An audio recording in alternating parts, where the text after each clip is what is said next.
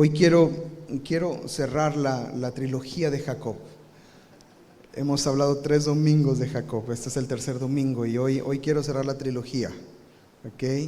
Es Jacob parte 3, más Jacob que nunca. Esta vez no viene solo. Y en Génesis capítulo 35 vamos a encontrarnos con un momento clave en la vida de Jacob. Pero para llegar a este punto, me gustaría hacer un poquito de contexto de cómo vamos hasta ahora en cuanto a la vida de Jacob. Ya vimos que él engañó a su hermano y huyó gracias a su mamá que lo ayudó a escapar. Huyó de Saúl que lo quería matar. Se encuentra con Dios le hace una promesa, y vamos a ver eso. Después llega con su tío Labán y Labán lo engaña más de lo que él engañaba y le empieza a ir un poco mal al principio, pero Dios lo prospera y Dios lo bendice y a Jacob le empieza a ir muy bien. Le va tan bien que en el capítulo 31 tiene que salir con su tío Labán porque era mucho el conflicto con los hijos de Labán y con los sirvientes de Labán con Jacob, porque Jacob era muy prosperado y tenía muchas cosas. La cuestión es que Dios le dice a Labán le dice a Jacob que salga de allí, pero él lo hace una vez más en sus fuerzas. Y luego vimos la enseñanza de Mahanaim y cómo constantemente Jacob dividía su confianza. Luego la semana pasada hablamos de cómo Jacob se encontró con el Señor y su vida fue transformada y fue cambiada. Y en Génesis capítulo 33 vamos a ver el resultado de esa transformación. Al final del capítulo 32 encontramos que Jacob llama al lugar en donde se encontró con el Señor Peniel, porque vio a Dios cara a cara y fue librada su alma. Y en el capítulo 33 verso 1 dice la escritura de esta manera: alzando Jacob sus ojos, miró y he aquí venía Esaú y los 400 hombres con él. ¿Se acuerda que eso era lo que le daba miedo a Jacob y tenía miedo de que fuera a ser atacado por su hermano? Dice la escritura: entonces repartió él a los niños entre Lea y Raquel y las 2 siervas. Y mientras yo leía esto decía: ay, no puede ser otra vez Jacob. Ya Dios lo había tocado, ya Dios, ¿qué está pasando? ¿Por qué otra vez está haciendo división? ¿Por qué está otra vez separando? Y puso las siervas y sus niños delante, y luego a Lea y a sus niños, y a Raquel y a José los últimos. Pero luego el verso 3, que dice la escritura: y él pasó delante. ¿Qué está hablando este texto? Jacob fue cambiado. Jacob ahora confiaba en Dios. Jacob ahora le creyó a Dios. Su encuentro tuvo un resultado. Amada iglesia, el quebranto tiene que traer resultado a nuestras vidas. Jacob fue quebrantado en presencia del Señor y hubo un resultado de ese quebranto. Dice la escritura de esta manera que él pasó delante de ellos. En esta ocasión no mandó regalos por delante. En esta ocasión no mandó a otras personas por delante para tratar de calmar a Esaú. Dice la escritura, él fue delante. Y llegando frente a su hermano se inclinó a tierra 7 veces hasta que llegó a su hermano. Pero Esaú corrió a su encuentro y lo abrazó y se echó sobre su cuello y le besó y lloraron. Y ahí vemos el resultado de la transformación de Jacob. Dios transforma nuestras vidas cuando nos encontramos con Él. Amén. Nuestras vidas no pueden ser las mismas. Nuestras vidas tienen que ser transformadas y cambiadas. Amén. Ahora, Jacob sigue en este proceso todavía. Me gustaría que en su lucha con el ángel hubiera sido suficiente para ser completamente transformado, pero él sigue con luchas en su interior. Jacob sale de casa de Labán con una palabra. Génesis capítulo 31, versículo 3. ¿A dónde lo llamó el Señor a Jacob? Génesis 31:3. ¿Lo recuerda? ¿Qué le dice el Señor? También Jehová dijo a Jacob: vuélvete a la tierra de tus padres y a tu parentela. ¿Qué dice? Y yo estaré contigo. Y yo estaré contigo. Dios le hace la promesa al Señor, a Jacob, de que Él va a estar con él, pero él tenía que hacer algo. Él tenía que volver a casa de sus padres. Él tenía que obedecer una instrucción que Dios le había dado. Entonces, en el recorrido sucede lo de Mahanaim, en el recorrido se encuentra con el Señor en Peniel, en el recorrido Dios lo toca, pero al final del capítulo 33, Jacob tomó una decisión. Y me gustaría que me acompañara, por favor. Creo que es una mala decisión. Verso 18 al 20 del capítulo 33 de Génesis. ¿Lo tiene? Después Jacob llegó sano y salvo a la ciudad de Siquem, que está en tierra de Canaán, cuando venía de Padam Aram, y acampó delante de la ciudad. Verso 19. Y compró una parte del campo donde plantó su tienda de mano de los hijos de Hamor, padre de Siquem, por 100 monedas. En ese entonces estaban muy baratos los terrenos, ¿verdad? ¿Cómo no compramos terrenos en ese entonces? Verso 20, y erigió allí un altar y lo llamó El Elohe Israel, que significa este es el Dios de Israel. Jacob fue llamado a que regresara a tierra de sus padres. ¿Se entiende? Pero Jacob tomó una decisión. No va hasta tierra de sus padres, sino que llega a un lugar que se llama Siquem, y ahí decide estar sano y salvo, y decide acampar, y decide comprar un terreno y vivir ahí prácticamente. Y tristemente eso es una mala decisión. ¿Por qué es una mala decisión? Porque luego viene el capítulo 34. Y déjeme decir algo interesante del capítulo 34. Una vez la pastora me preguntó qué raro el capítulo 34, de repente hablar de una de las hijas de Jacob es violada y se crea un conflicto con el pueblo, y es un pasaje un poquito complicado, turbio por lo que sucede. Pero ellos, este abuso sobre la hija de Jacob sucede en Siquem, lugar donde Jacob compró un terreno por 100 monedas. Dios no lo llamó a ese lugar. Dios lo llamó que volviera a tierra de sus padres, porque Él estaría con él. Ahora, en el capítulo 34 de Jacob, donde habla acerca de esta situación que sucedió, le dice algo interesante. El capítulo 34 no tiene una sola mención de Dios. En todo el capítulo 34 no se menciona a Dios una sola vez. Me bendice ver los que lo están buscando, busquen. No menciona a Dios todo el capítulo 34. Menciona a Leví, menciona a Jacob, menciona a Siquem, menciona a Dina, menciona al padre de Siquem, pero no se menciona a Dios. No dice que Dios estuvo ahí, no dice que Dios estuvo con ellos. En todo el capítulo no hay una mención de Dios o su intervención. Amada iglesia, qué peligroso es cuando Dios no está en el asunto.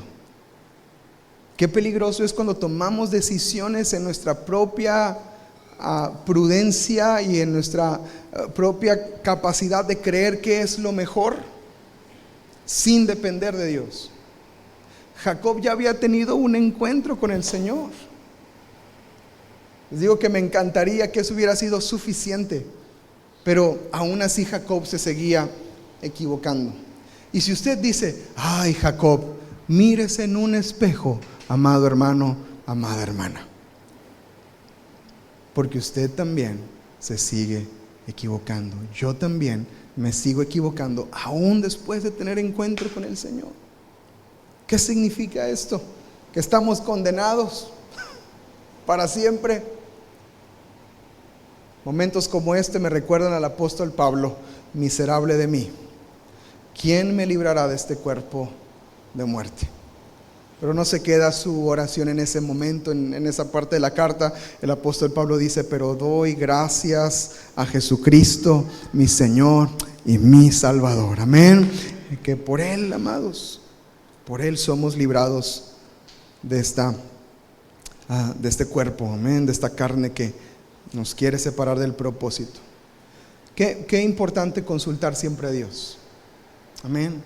Qué importante consultar siempre a Dios. En este pasaje 34, Dina, su hija, es violada por Siquem, hijo del gobernante de la ciudad. Los hijos de Jacob, Leví y Simeón, planean una venganza, matan a los hombres de la ciudad. Jacob reprende a sus hijos por ponerlos en peligro y haber hecho esto, y provoca que las naciones de alrededor tengan desprecio hacia Jacob y los suyos, y los pone en una situación de peligro. Ahora, no fue Jacob directamente quien ocasionó esto, fueron los hijos de Jacob los que reaccionaron con una venganza, matando a los hombres de este pueblo de Siquem. Jacob, invariablemente, su decisión de comprar un terreno, de vivir en ese lugar, provocó que sucediera todo este acontecimiento que ahora vemos en el capítulo 34. ¿Sí estamos entendiendo el principio, amados? Consultemos a Dios siempre. Consultemos a Dios siempre. Mi pastor tiene una enseñanza por ahí, búsquenla en YouTube, no me acuerdo bien el título, pero se llama algo así de no firmes, o cuidado con lo que firmas, o antes de firmar, consulta al Señor, algo así que tiene que ver con esto. Porque habla, amados, de no meternos en cosas por meternos. No hacer cosas sin consultar a Dios, porque hay consecuencias de ello. Y podemos decir: pero yo estoy con el Señor, yo voy a la iglesia los domingos, yo me meto con Dios. Jacob también tuvo un encuentro cara a cara con Él y siguió tomando malas decisiones. Espero que esta palabra nos lleve a algo, a que necesitamos confiar en el Señor y podamos tener temor y temblor en nuestro corazón, decirle: Señor, te necesito. Amén. Te necesito. Ahora, es en este contexto que llegamos al capítulo 35. En el capítulo 35, a comparación del capítulo 34, sí se menciona a Dios en el capítulo 35. Vamos a leer hasta el verso 15. Y hasta el verso 15 yo conté que Dios, o el nombre de Dios, o la mención de Dios es 12. No firmes a la ligera, gracias. Búsquenlo por favor. No firmes a la ligera. Es buenísima esa enseñanza de mi pastor Paco. En el capítulo 35, hasta el verso 15, 12 veces se menciona a Dios. Prácticamente una vez por versículo. Y hay una diferencia cuando Dios está en el asunto. Hay una diferencia cuando Dios está moviéndose a nuestro favor y queriendo hacer algo en nuestras vidas. Amén. Es muy diferente a yo creer que Dios está en el asunto, a saber que Dios está en el asunto. ¿Está conmigo? Amada iglesia, no porque tengamos la sensación de que las cosas son buenas, no porque tengamos la sensación de que es un buen negocio, no porque tengamos la sensación de que es una buena oportunidad, significa que venga de Dios. Yo tengo que aprender a discernir en el Espíritu todas las cosas y saber si realmente es el Señor quien está moviendo todo esto. Amén. En el capítulo 35, en comparación al capítulo 34, ahí Dios sí estaba en el asunto. Y vamos a leer el verso 1, por favor, que dice: dijo Dios a Jacob: levántate y sube a Betel y quédate allí, y haz un altar al Dios que te apareció cuando huías de tu hermano Esaú. He titulado esta enseñanza Betel. Todo lo que acabo de decir fue la introducción. Ahora sí, voy a predicar. ¿Listos? ¿Se entendió el contexto? Ahora vemos dónde está parado Jacob. ¿Sí? Ok. ¿A dónde lo llama Dios? A Betel. ¿Qué le pide el Señor a Jacob? Es importante: levántate y sube a Betel. Levántate y sube a Betel. Quédate allí y haz allí un altar al Dios que te apareció cuando huías de tu hermano Esaú. Ahora, quiero que veamos dónde es Betel, porque en esa trilogía de Jacob que les he predicado en los últimos domingos, no hablamos de la salida, de la huida de Jacob. Empecé a predicar desde el punto en donde se encuentra en Mahanaim. Hablamos del contexto de la huida, pero no hablamos por completo de lo que sucedió. Y en el capítulo 28 de Génesis está este relato. Jacob huye de su hermano Esaú. Y vamos a leer del verso 10 al verso 28, y son bastantitos versículos, vamos a tratar de leerlos de corridito, ¿está bien? Amén. Está bien ministrado, ¿verdad? Dice: salió pues Jacob de Beerseba y fue a Harán, y llegó a un cierto lugar y durmió allí, porque ya el sol se había puesto, y tomó de las piedras de aquel paraje y puso sobre su cabecera y se acostó en aquel lugar. Verso 12, y soñó, diga conmigo, soñó. Es importante para el relato que vamos a leer más adelante. Y soñó, y he aquí una escalera que estaba apoyada en tierra, y su extremo tocaba el cielo, y he aquí ángeles de Dios que subían y descendían por ella. Y he aquí Jehová estaba en lo alto de ella, el cual dijo: yo soy Jehová, el Dios de Abraham, de tu padre, y el Dios de Isaac. La tierra en que estás acostado te la daré a ti y a tu descendencia. Será tu descendencia como el polvo de la tierra, y te extenderás al occidente, al oriente, al norte y al sur, y todas las familias de la tierra serán benditas en ti y en tu simiente. He aquí, yo estoy contigo y te guardaré por donde quiera que fueres, y volveré a traerte a esta tierra, porque no te dejaré hasta que haya hecho lo que te he dicho. Y despertó Jacob de su sueño y dijo: ciertamente Jehová está en este lugar, y yo no lo sabía. Y tuvo miedo y dijo: cuán terrible es este lugar, no es otra cosa que casa de Dios y puerta del cielo. En la narrativa del pasaje, en el versículo 10, dice que era cierto lugar. Pero cierto lugar, cuando Dios interviene, se convierte en un lugar importante. Puerta del cielo, ¿verdad? Casa de Dios, ¿verdad? Entonces sigue diciendo en el verso 18: y se levantó Jacob de mañana y tomó la piedra que había puesto de cabecera, su almohada, y la alzó por señal, y derramó aceite encima de ella, y llamó el nombre de aquel lugar Betel, aunque Luz era el nombre de la ciudad primero. E hizo Jacob voto diciendo: si fuere Dios conmigo y me guardare en este viaje en que voy, y me diere pan para comer y vestido para vestir, y si volviere en paz a casa de mi padre, Jehová será mi Dios. ¿Cuál es la promesa de Jacob? Jehová será mi Dios. Y no solamente se queda ahí Jacob, sino que también dice: y esta piedra que he puesto por señal será casa de Dios, y de todo lo que me dieres, el diezmo apartaré para ti. Jacob hace una promesa. Jacob hace una promesa, pero él hace una promesa porque Dios primero le hace una promesa en el sueño que tiene. ¿Cuál es la promesa que Dios hace para Jacob? Estaré contigo, te guardaré, te llevaré, te traeré de regreso. Amados, déjenme decirle algo hermoso. Dios cumple su promesa. Dios cumple su promesa. Mira todo lo que prometió. ¿Lo pueden poner en la pantalla, por favor? No, es en las diapositivas, es la siguiente. Mira todo lo que prometió el Señor. Dios estuvo con Jacob, ¿cierto? Todo el recorrido que hizo, Dios estaba con él. Dios lo guardó en el viaje, ¿sí o no? ¿Se murió Jacob? ¿Se rasguñó Jacob?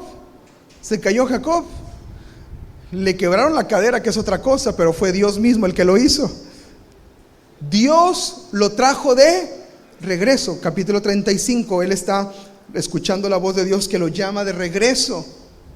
Y Dios no lo dejó, dice, no te dejaré. Y esa es la parte más evidente de las promesas de Dios, ¿verdad? No lo dejó, vino a él y dijo, Jacob no se va a rendir, Jacob ocupa unas luchitas para que se rinda.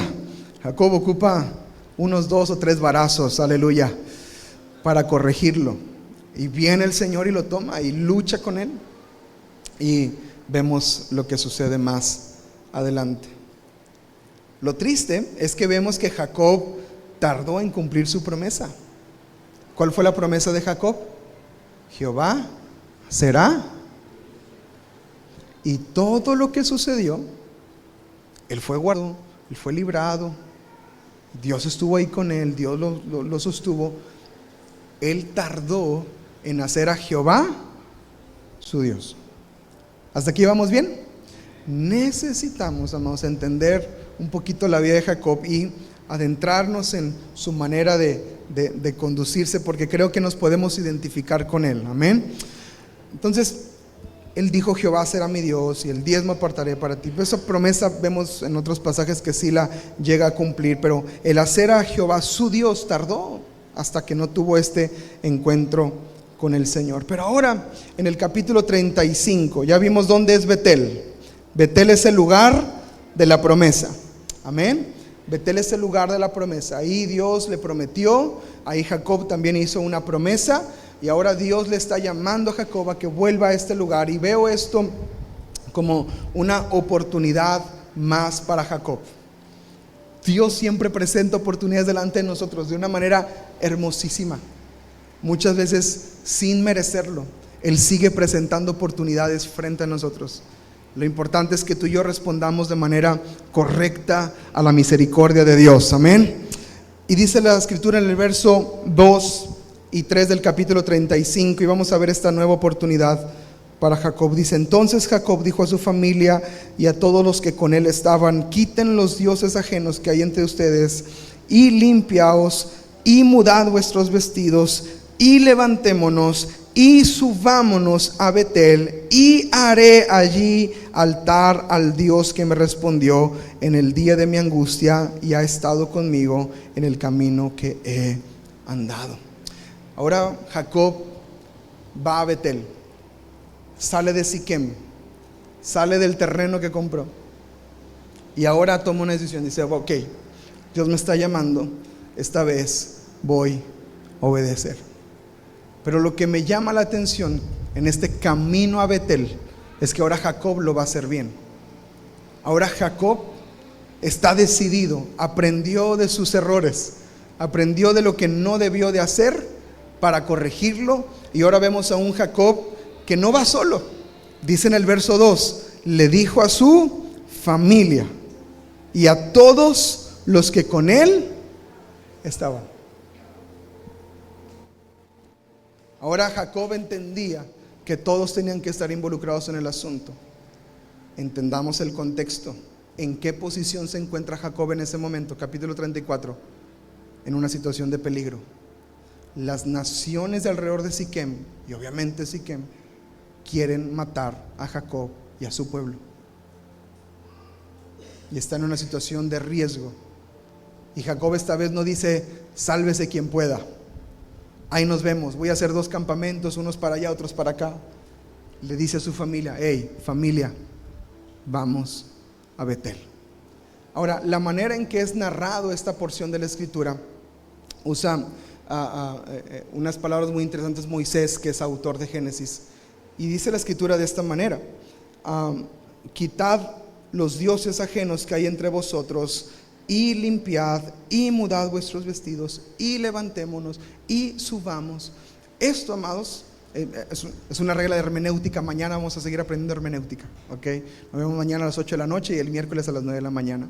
Pero eso es una regla de hermenéutica. Cuando la escritura usa el y habla de una progresión en la narrativa del texto.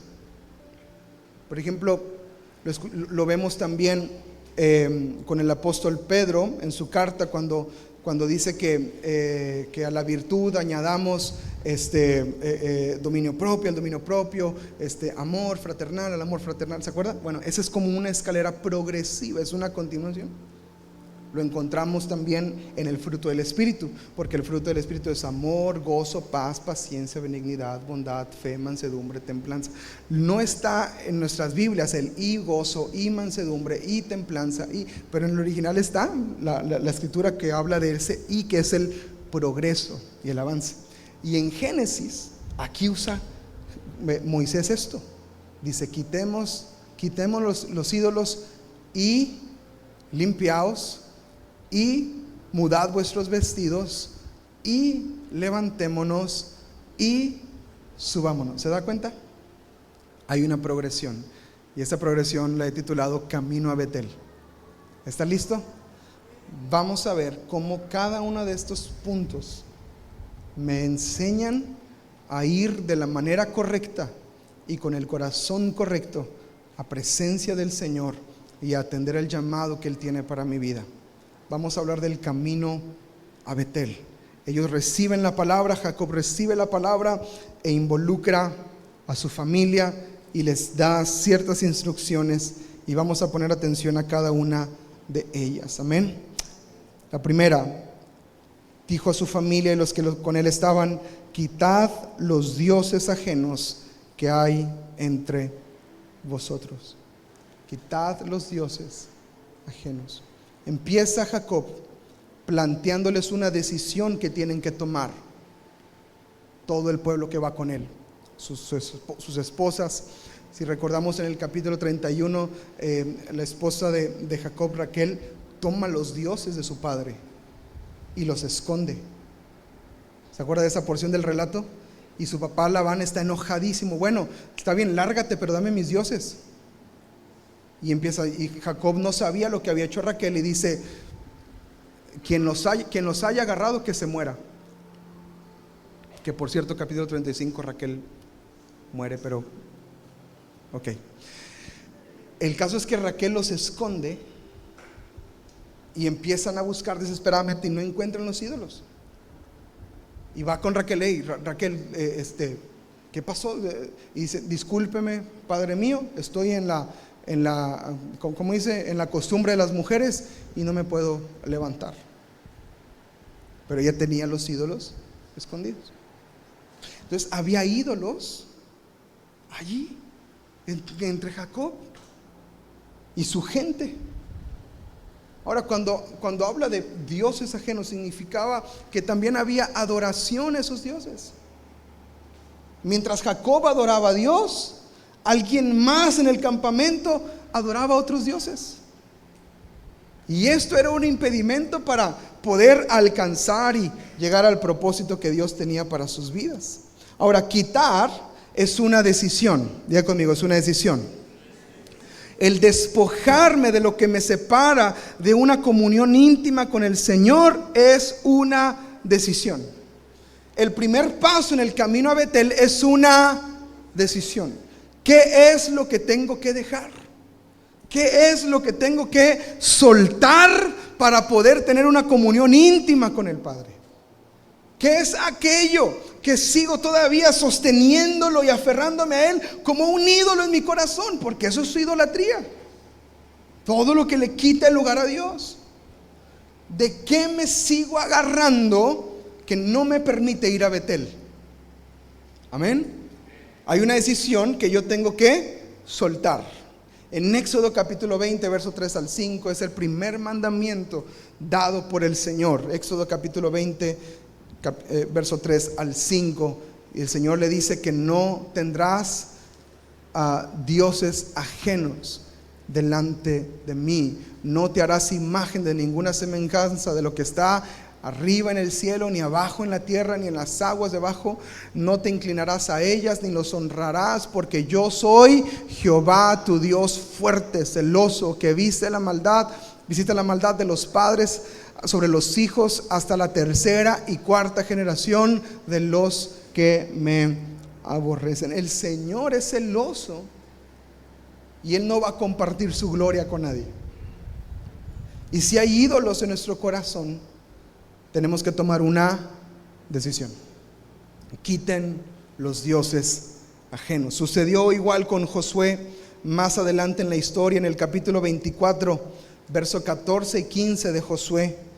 Josué 24, 14 y 15. Ahora pues teman al Señor, sírvanle con integridad y en verdad. ¿Qué les dijo Josué? Quiten de entre ustedes los dioses a los cuales sirvieron sus padres al otro lado del río y en Egipto, y sirvan al Señor. Y si mal les parece servir al Señor, escojan hoy a quién servirán: si a los dioses quienes sirvieron vuestros padres cuando estuvieron al otro lado del río, o a los dioses de los amorreos en cuya tierra habitan. Pero yo y mi casa serviremos al Señor. ¿Alguien dice amén a esta palabra? Luego en Primera de Samuel capítulo 7, el pueblo es confrontado una vez más con esto. Primera de Samuel capítulo 7, verso 3. Podemos leer que dice: habló Samuel a toda la casa de Israel diciendo: si de todo tu corazón te vuelves al Señor, si de todo tu corazón te vuelves al Señor, ¿qué es lo primero que vas a hacer? Quitar los dioses ajenos y Astarot de entre ustedes, y preparen su corazón al Señor, y solo a Él servid, y Él los librará de mano de los filisteos. Segunda de Corintios capítulo 6, verso 16 al 17, para que vean que también esto es del Nuevo Testamento y no nada más de la ley. Segunda de Corintios capítulo 6, verso 16 al 17, ¿lo tienen ahí? ¿Y qué acuerdo hay entre el templo de Dios y los ídolos? Porque ustedes son el templo del Dios viviente. Como Dios dijo: habitaré y andaré entre ellos y seré su Dios y ellos serán mi pueblo. Verso 17, por lo cual salgan de en medio de ellos, y que dice: y apártense, dice el Señor, y no toquen lo inmundo, y yo los... ¿Se dan cuenta que aquí está la I también? Y apartados del Señor, y no toquen lo inmundo, y yo los recibiré. ¿Qué nos llama el Señor? Separarnos, alejarnos, quitar. El primer paso hacia el encuentro en su presencia es quitar todo lo que puede estorbar en el corazón. ¿Está conmigo? Hay decisiones que tenemos que tomar hoy si queremos ir a su presencia, si queremos la manifestación de su presencia en nuestras vidas, si queremos habitar en casa de Dios, en Betel, donde el Señor se mueve con libertad. Quiten de entre ustedes los ídolos, dice la Escritura, y limpiaos. Y limpiaos. Vamos al segundo punto en este camino a Betel. Límpiense. Es momento de limpiarnos. Mientras adoramos al Señor, estábamos cantando esto: Señor, límpianos, lávanos, restáuranos. ¿De qué nos necesita limpiar el Señor? ¿Por qué el Espíritu está haciendo un énfasis esta mañana en limpiarnos? ¿De qué te quiere limpiar el Señor? Dejemos que Él se siga moviendo entre nosotros. Ahora, no solo se trata de dejar de hacer, no solo se trata de dejar y de soltar. Hay que dar un paso más y ser limpios delante del Señor. De nada sirve que soltaran los ídolos y no sean limpiados, porque simplemente se volvieron personas que dejaron de hacer, mas no tomaron decisión de que algo pasara en su ser. ¿Está conmigo? Es por eso que en el mundo la gente piensa que venir a Cristo o hacerse cristiano, como dicen la gente del mundo que no conoce al Señor, dice: no, es que el hacerse cristiano es dejar de hacer cosas. Me van a prohibir bailar, me van a prohibir fumar, me van a prohibir tomar, y piensan que todo es prohibir, prohibir, prohibir. Y no se trata de dejar, sino de ser transformado. Y eso es lo que no alcanza a entender la gente a profundidad. Tristemente esto tampoco lo alcanza a entender muchos cristianos, que piensan que dejando de hacer va a ser suficiente para encontrar la transformación, la libertad, no sé. Hay gente que cuando ministraba a los jóvenes en otra congregación, aquí no se preocupen jóvenes, tengan paz en su corazón. En otra congregación había jóvenes que me decían, hermano Josué, todavía no era pastor, me decían hermano Josué, es que yo ya dejé la pornografía, llevo meses sin consumir pornografía, pero aún así hay algo adentro de mí que no sé por qué no puedo con esto. Hay algo adentro. Y ese es el problema, que muchas veces dejamos, pero no hacemos. No se trata solamente de dejar de hacer, sino empezar a ser limpios, a ser transformados en el interior. No es que deje de hacer las cosas que no están bien, simplemente estamos aguantando. Lo mencionamos muchísimo en el ayuno, ¿cierto? En el ayuno no es dejar de comer, eso es pasar hambres nada más. Y para pasar hambres, pues eso ya estuvo mucho tiempo en nuestras vidas, ¿verdad? Y estamos ahí con el dolor, con las tripas hechas nudo, ¿verdad? Ay, ¿qué horas son? Ay, apenas son las 11. ¿A qué hora se entrega el ayuno? No, y no se entrega. ¿Cómo que no se entrega? Y estamos con esa lucha, porque simplemente dejamos de hacer, pero no hicimos nada, que es el siguiente paso: quitad y limpiaos. Tenemos que ser limpios delante del Señor. Amén.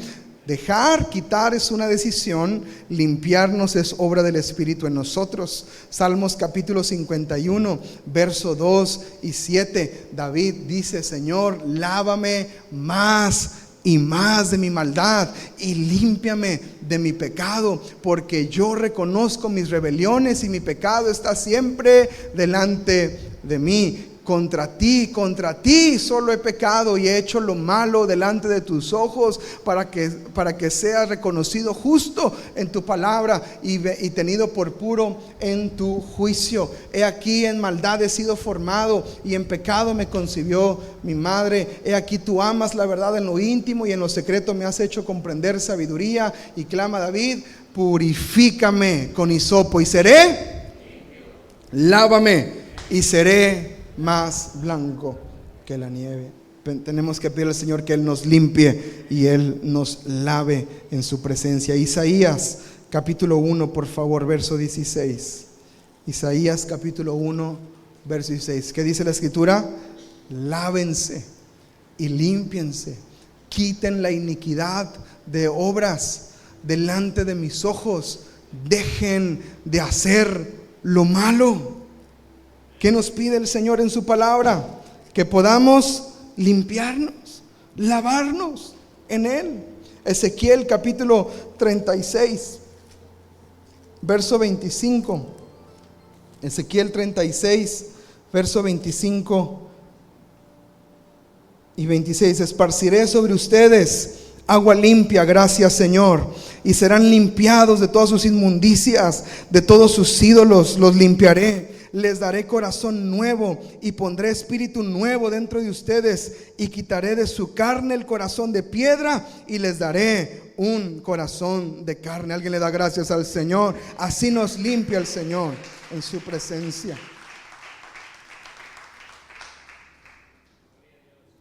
Segunda de Corintios capítulo 7, en el verso 1. Segunda de Corintios 7:1. Así que, amados, puesto que tenemos estas promesas, ¿qué dice? Limpiémonos de toda contaminación de carne y de espíritu, perfeccionando, ¿qué cosa? La santidad. ¿En dónde? En el temor de Dios. Amada iglesia, es momento de limpiarnos. Hay que ser limpios en presencia del Señor. Hay cosas que no están bien, y lo que no está bien, no está bien. Y tenemos que ser limpios de eso. Y más si estas cosas están empezando a afectar mi comunión con Dios. Si tú has dejado de orar porque no has quitado y no has sido limpio, es momento de volver al Señor. Si tú has dejado de congregarte porque no has quitado ni has sido limpio, si tú has dejado de buscar porque no has quitado y no has sido limpio, es momento de volver a Él. En presencia del Señor somos completamente libres. Santiago capítulo 4, versículo 8.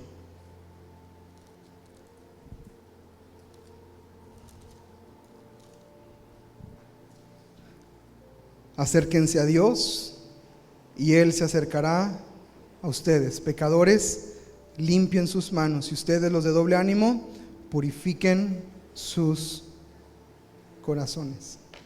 Volvamos al Señor y seamos limpios en su presencia. Pero hay que tomar una decisión primero: quitad los ídolos y limpiarnos. Ahora, no solamente nos quedamos ahí, sino que también el Señor nos llama a esto. Dice: y limpiaos y cambien sus vestidos, cambien sus ropas. Génesis 35, verso 2. ¿Cuál es la instrucción que Jacob les da? Mudad vuestros vestidos, quiten y limpien y cambien sus vestidos. En la Biblia, la vestimenta representa identidad. Qué bonito se ven tomando nota. Identidad representa condición espiritual y representa preparación para la presencia de Dios. Eso es interesante, preparación para la presencia de Dios. Entonces, la vestimenta representa identidad, condición espiritual y preparación para la presencia de Dios. ¿Se acuerdan de esta parábola que cuenta el Señor acerca de los invitados a las bodas? Y cuando están todos en la celebración, ven a un hombre que no estaba vestido para la boda. Y que dice: ¿quién es este que el Señor dice, ¿quién es este que no está vestido? Dice: tómenlo y sáquenlo a las tinieblas, donde es el lloro y el crujir de dientes, porque no estaba vestido. Jesús enseñaba acerca de la vestimenta. Él dice que no se ponen remiendos o pedazos de tela viejos, o pedazos de tela nuevos sobre un vestido viejo, para tratar de repararlo, porque se vería mal, se vería feo. En cambio, el Señor nos reviste por completo y Él nos cambia. Entonces, el cambiar de ropa implica esto. Cambiarse de vestidura representaba dejar atrás el pasado. Y que Jacob dijera estas palabras es tremendo. Quiten sus ídolos y límpiense y cambien sus ropas, cambien sus vestidos. Las más contentas de escuchar eso fueron Raquel y Lea. Ay, mi viejo me va a comprar ropa, qué bueno. Al fin este vestido que ya me tiene cansada, ya me lo voy a cambiar. Desde el ámbito espiritual hay una riqueza profunda. Estamos en un proceso continuo y tenemos que ser transformados y cambiados en nuestro corazón, en nuestras vidas.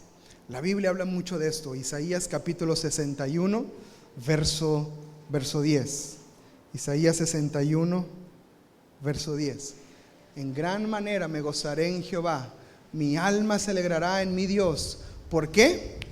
Me vistió con vestiduras de salvación, me rodeó de manto de justicia, como a novio me atavió y como a novia adornado con sus joyas. El Señor nos puede revestir en su presencia, amén. Zacarías capítulo 3, verso 3 y 4, dice la escritura, Zacarías 3 y 4.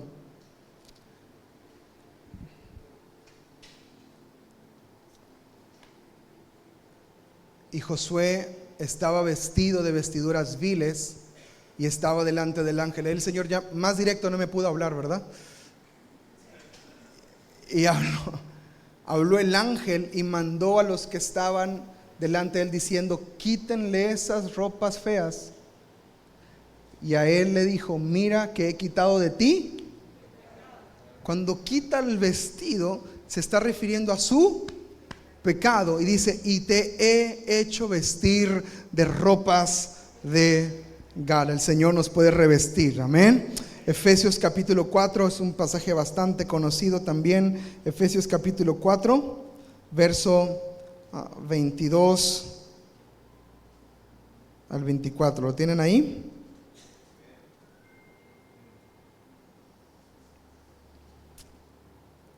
Que dice: en cuanto a la pasada manera de vivir, despójense del viejo hombre que está viciado conforme a los deseos engañosos y renovados en el espíritu de su mente, que dice: y vístanse del nuevo hombre creado según Dios en la justicia y santidad de la verdad. ¿Cuántos dicen amén a su palabra? Hay que revestirnos. Y Colosenses capítulo 3, verso 9 al 12 dice: no mientan los unos a los otros, habiéndose despojado del viejo hombre con sus hechos, revístanse del nuevo, y el cual conforme a la imagen del que lo creó se va renovando hasta el conocimiento pleno, donde no hay griego ni judío, circuncisión, incircuncisión, bárbaro ni escita, siervo ni libre, sino que Cristo es el todo y en todos. Por eso ahorita que cantábamos: si tengo a Cristo, lo tengo todo, amén. Vestíos pues como escogidos de Dios, santos, amados, de entrañable misericordia, de benignidad, de humildad, de mansedumbre, de paciencia. Tenemos que revestirnos en presencia del Señor. ¿Cuántos dicen amén? Y después no solamente dice: quitad los dioses ajenos y limpiaos y muden sus vestidos, también dice: y levantémonos. Levantémonos. Este es un llamado a la acción de parte de Jacob para su gente. Es un llamado de Dios para nosotros en esta mañana. Yo no solo dejo de hacer, yo no solo soy transformado, yo no solo soy limpiado y cambiado en mi interior, yo me levanto. Tengo que levantarme. Ahorita es que de verdad este es el mover del Espíritu. Ahorita estábamos orando y la pastora decía: despierta del adormecimiento. Eso es levantarse. Nos está llamando el Espíritu a despertar. No podemos estar más dormidos. Necesitamos estar atentos a la voz del Señor y de su palabra en nuestras vidas. Tenemos que salir de la pasividad. Escucha esto, iglesia, si quieres apuntarlo, no está en las notas, pero si quieres escribirlo está bien. Muchas veces el problema no es la falta de conocimiento, sino la falta de acción. El problema no es la falta de conocimiento, el problema es la falta de acción. Muchas de las cosas que sabes que tienes que hacer y no las estás haciendo te mantienen dormido. Y no es hasta que te levantas que la palabra se pone en acción. No es hasta que te levantas. No prometió Jacob que iba a volver a ese lugar, porque se seguía deteniendo. Él sabía lo que tenía que hacer, pero no lo hacía, no lo ejecutaba, no accionaba. Todo lo que yo sé hacer y no lo hago es desperdicio en mi vida. Es información sostenida que no tiene ningún avance o crecimiento, no produce algo en mi interior. Yo tengo que levantarme. Yo tengo que responder a lo que el Señor me está llamando. No se trata nada más de conocimiento, se trata de acción. Hay que movernos y levantémonos, dice Jacob a su familia. Jesús, cuando sanaba, ¿verdad?, a los paralíticos, siempre les decía estas palabras, ¿verdad? Levántate y anda. Levántate y anda. ¿Cuántos años duró esta gente lisiada, paralizada, sin moverse? estancada, entumida. Y la primera indicación del Señor es: hey, levántate, camina, no te detengas.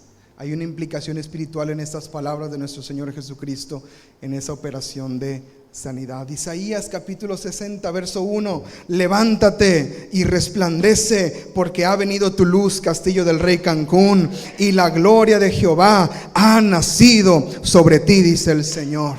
Levántate, levántate, levántate, no duermas más. Miqueas capítulo 7 versos 7 al 8: mas yo a Jehová, dice Miqueas, esperaré, miraré al Dios de mi salvación, el Dios mío me oirá. Tú, enemiga mía, no te alegres de mí, porque aunque caí, me levantaré. Aunque moré en tinieblas, Jehová será mi luz. Cuando dicen amén a su palabra, aleluya. Gracias, Señor, por tu palabra. Aunque caí, me levanto. Aunque caigo, me levanto. Ese es el secreto de la vida cristiana exitosa, que aunque nos caemos, nos seguimos levantando. Si 7 veces cae el justo, el Señor siempre lo levanta. En todo momento podemos levantar. Puede ser que estemos en una racha, puede ser que estemos en un momento donde estamos cayendo y cayendo. ¿Alguien tenía eso de niños que se caían a cada rato? Que tenían como que los pies así y corrían así como que de lado, no tenían esa agilidad para correr. Mis sobrinos son así, mis sobrinos no tienen agilidad, ¿cómo se le dice? Motriz, ¿verdad? No la tienen. Y me frustro porque a mí me gusta el fútbol y quiero jugar fútbol con ellos, y se las paso y le hacen así, paz, y les pega en la cabeza. Y se caen muy seguido, juegan y andamos jugando, y me da miedo jugar con ellos, porque siempre tengo que inventar juegos con ellos donde estemos sentados, donde juegos de palabras, porque si corremos, se me cae. Hay gente que se cae muy seguido. En la vida espiritual hay gente que se cae, pero el problema no es que te caigas, el problema es que te levantes en el nombre del Señor, que dejes que su mano fuerte sea la que te sostenga para levantarte. Él es fiel para sostenernos, pero tenemos que tomar decisión también de levantarnos en presencia del Señor. Amén. Efesios capítulo 5 verso 14: por lo cual dice la Escritura: despiértate tú que duermes, y levántate de los muertos, y te alumbrará Cristo, dice su palabra. Amados, levántate, levántate, iglesia. Si el Señor te ha llamado a orar, ora. Si el Señor te ha llamado a buscarlo, búscalo. No es casualidad que te andes levantando en la madrugada. Piensas que es para ir al baño, pero es el Espíritu que te está levantando. Ora. Si sientes en el interior la necesidad de levantarte a orar, es el Señor llamándote. Obedece. Obedece. ¿Por qué esperar una tragedia? ¿Por qué esperar un dolor? ¿Por qué esperar algo de peligro para poder reaccionar? Levantémonos ya. Tú que duermes, levántate, dice el Señor. Proverbios 6, verso 9 al 11, hay una enseñanza espiritual muy profunda. Dice: perezoso, ¿hasta cuándo has de dormir? ¿Cuándo te levantarás de tu sueño? Un poco de sueño, un poco de dormitar, y cruzar por un poco las manos para reposo. Así vendrá la necesidad como caminante, y la pobreza como hombre armado. Tenemos que levantarnos en el nombre de nuestro Señor Jesucristo. Y número 5 dice: y levantémonos y subámonos. Subir en la Biblia representa acercarse a Dios. Subir representa acercarse a Dios. Subir, escriba esto, representa un compromiso y búsqueda constante. Aquí en la mañana cuando oramos, les digo, ¿verdad? ¿Sube conmigo o me espera aquí abajo? Se lo digo porque eso es la implicación espiritual de lo que estamos haciendo cuando venimos a orar. Subimos porque hay un compromiso. Subimos Los martes a las 5:30 de la mañana, porque hay un deseo de vernos con Él cara a cara. Subimos a los tiempos de oración en las mañanas porque lo necesitamos en nuestro corazón y en nuestro interior. Subir es una búsqueda constante, es un compromiso y representa acercarse a Dios. ¿Cómo subimos delante del Señor? Apúntelo. ¿Cómo subo delante del Señor? Tampoco está en las notas, escríbalo por favor. Número 1, decidiendo acercarme al Señor. Yo decido acercarme a Él. Tomo una decisión. Mañana me levanto temprano porque voy a ir a orar. Decido, Señor, yo buscarte temprano. Decido apartar en la noche este momento con mis audífonos, con mi Biblia, Señor, para tener este tiempo contigo. Yo decido, es una decisión. ¿Se entiende? Número 2, apartándome de lo que me estorba. Ya lo vimos, quiten de ustedes, límpiense, muden sus vestidos. Apartándome de lo que me estorba, es la manera en que yo subo. Salmos 24, verso 3 al 4. ¿Quién subirá al monte del Señor? El limpio de manos, el puro de corazón, el que no ha elevado su corazón a cosas vanas. ¿Se acuerdan? Ese es el que subirá delante del Señor a su monte santo. Apartándome de lo que me estorba. Número 3, desarrollando una vida de intimidad con Dios. Así subo. Así subo. Yo sé que el Señor me está llamando a comunión con Él. Yo sé cuándo Él me está llamando. Yo sé qué es lo que quiere hacer. Yo sé de qué va cuando en cierto momento sentimos su presencia mover. Este culto es una evidencia de ello. Teníamos algo planeado y ya cambió. Porque sabemos que Él quiere hablarnos. Ahora tenemos que subir delante del Señor. Amén. Santiago capítulo 4 verso 8, acérquense a Dios y Él se acercará a ustedes. Salmos 24, ya lo leímos. ¿Quién subirá al monte del Señor? ¿Quién estará en su lugar santo? El limpio de manos. Mateo capítulo 5 verso 1 y 2. Mateo 5 verso 1 y 2, dice la escritura, hablando de Jesús: viendo la multitud, subió al monte, y sentándose vinieron a Él. ¿Quiénes? No está en la pantalla. Bueno, Mateo 5, 1. ¿Lo tiene? ¿Quiénes vinieron a Él? Dios bendiga a los discípulos de Cristo. Este viernes hay discípulos que van a tener examen. Oren por ellos porque están nerviosos. ¿Quiénes fueron a Jesús? Sus discípulos. ¿Quién subió primero? Jesús. Vinieron a Él sus discípulos. No solamente subir, el Señor no solamente subió para estar a solas o para apartarse de la multitud. Me encanta el versículo 2. Y abriendo su boca les enseñaba.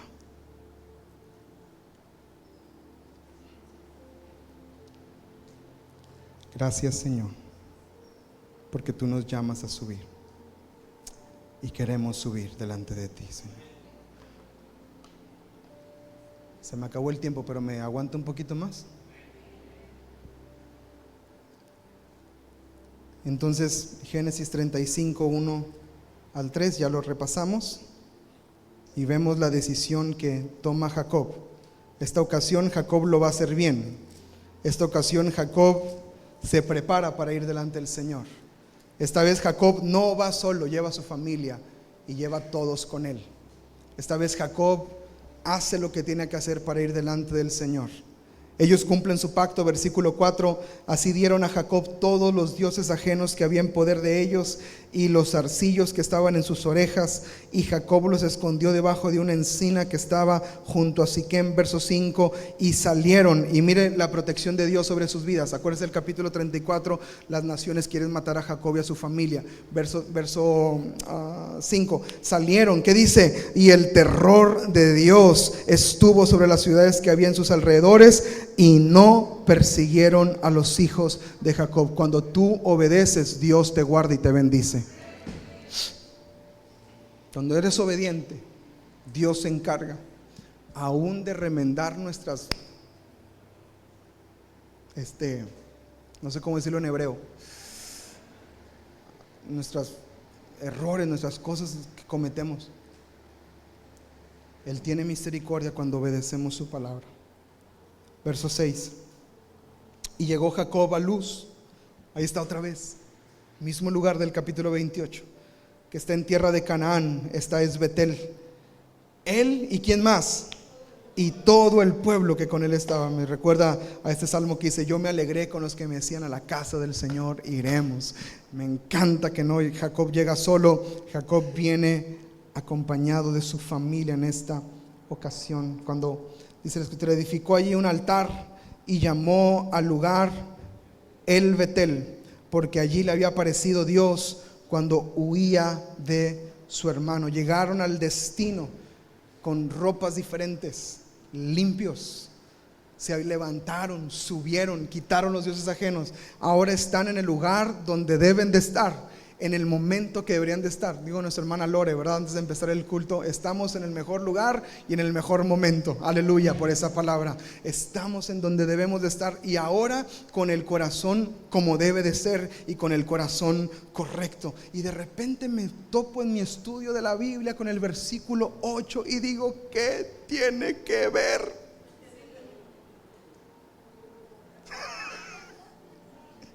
Pero eso lo enseño mañana en hermenéutica, ¿está bien? Lo espero mañana a las 8 de la noche. No se crea, se lo voy a enseñar.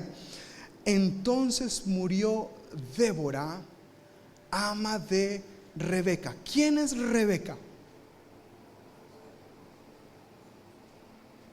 La mamá de Jacob. La esposa de Jacob se llamaba Raquel y Lea la fea. Perdón, Lea. La mamá de Jacob se llama Rebeca. Su papá se llama Isaac. Su abuelito se llama Abraham. Y su abuelita se llama, y su tío, no sé qué, Labán. A Labán le caía gordo porque le hablaban por teléfono y decían: ay, Labán, y ay, qué cochinos. No se crean. No me distraiga porque... Entonces murió Débora, ama de Rebeca, o su nodriza, por así decirlo, sirvienta de Rebeca. Nunca se menciona en qué momento esta señora llegó, pero hasta nombre tiene. Nunca se dice en qué parte, porque cuando huye Jacob huye solo. No sabemos en qué momento de la historia de repente llegó su nana. Y me imagino que un consuelo para él, porque estaba solo, estaba enfrentándose a Labán y todo lo que estaba sucediendo. Y de repente llega esta ama de Rebeca, su mamá. Y me imagino que fue un gran consuelo para él. ¿Te imaginas? En tierra ajena, perseguido por tu hermano, y de repente tienes a alguien conocido. Se siente bien tener a alguien conocido en un lugar desconocido. En el congreso de varones están todos los hombres de todos lados, y nomás los de nosotros estamos que somos bien rancheros, no platicamos con nadie. Ya hasta el tercer día, ya que nos estamos yendo, hacemos amigos. Ya para qué, ¿verdad? Próximo año.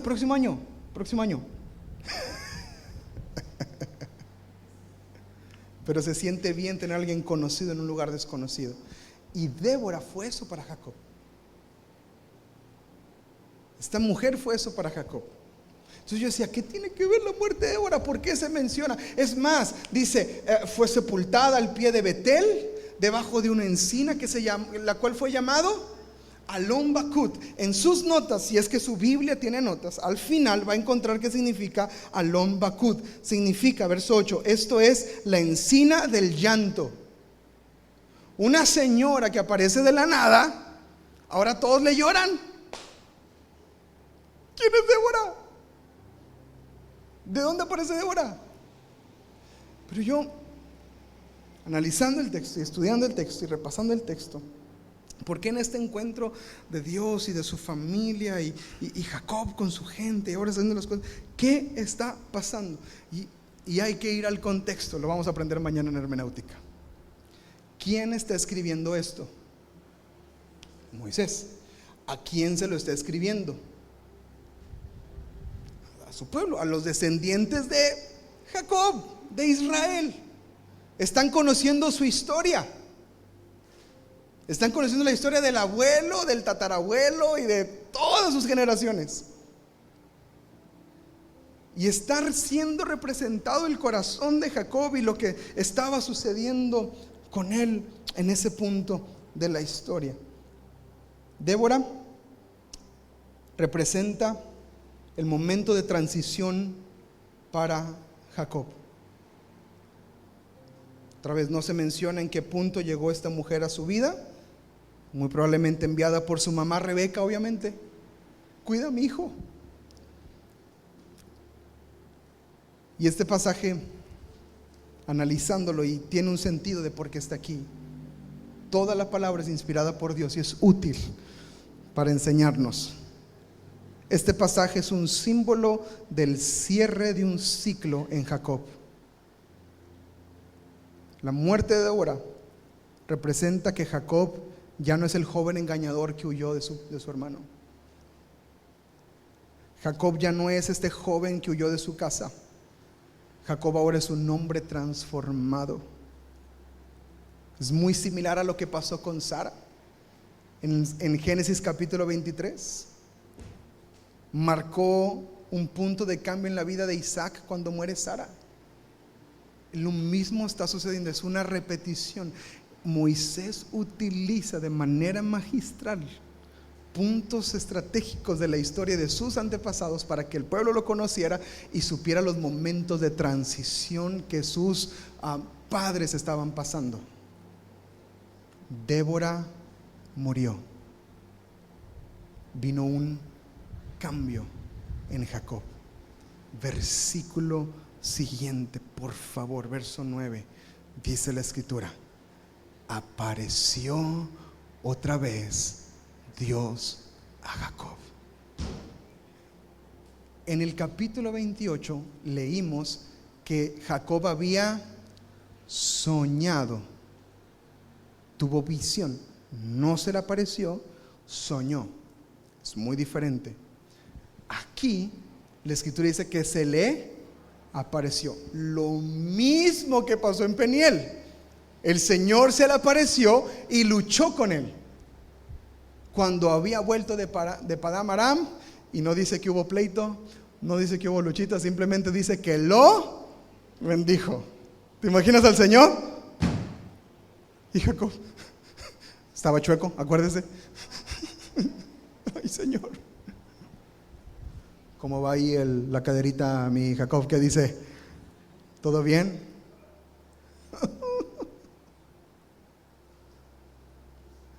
No vengo a pelear contigo. Acabo de ver lo que pasó con Débora. Acabo de ver su corazón, cómo quitaron todo, se limpiaron, se levantaron y vinieron. Vengo a un encuentro contigo. Te voy a bendecir. Mira la bendición de Dios sobre Jacob. Y le dijo Dios: tu nombre es Jacob. No se llamará más tu nombre Jacob, sino Israel será tu nombre. Y llamó su nombre Israel. Así, sin trancazo en la cadera. ¿Cómo lo quieres? ¿Con trancazo o sin trancazo? Yo voto por el segundo. Por eso me quito, por eso me limpio, por eso subo, por eso me levanto para ir delante de él. No será más tu nombre Jacob, tu nombre será Israel. También le dijo Dios: yo soy el Dios omnipotente. Crece y multiplícate. Una nación y conjunto de naciones procederán de ti, y reyes saldrán de tus lomos. La tierra que he dado a Abraham y a Isaac la daré a ti y a tu descendencia. Después de ti daré la tierra. Y se fue de él Dios del lugar en donde había hablado con él. Y Jacob erigió una señal en el lugar donde había hablado con él, una señal de piedra, y derramó sobre ella libación y echó sobre ella aceite, y llamó Jacob el nombre de aquel lugar donde Dios había hablado con él, Betel. Parece una repetición del Salmo 28. En el texto original, en el hebreo, es como una rima, pero con ciertas variaciones, donde se ve el mover de Dios en esta ocasión, porque Jacob ahora venía listo. Póngase de pie en su lugar, porque en este momento Vamos a orar al Señor.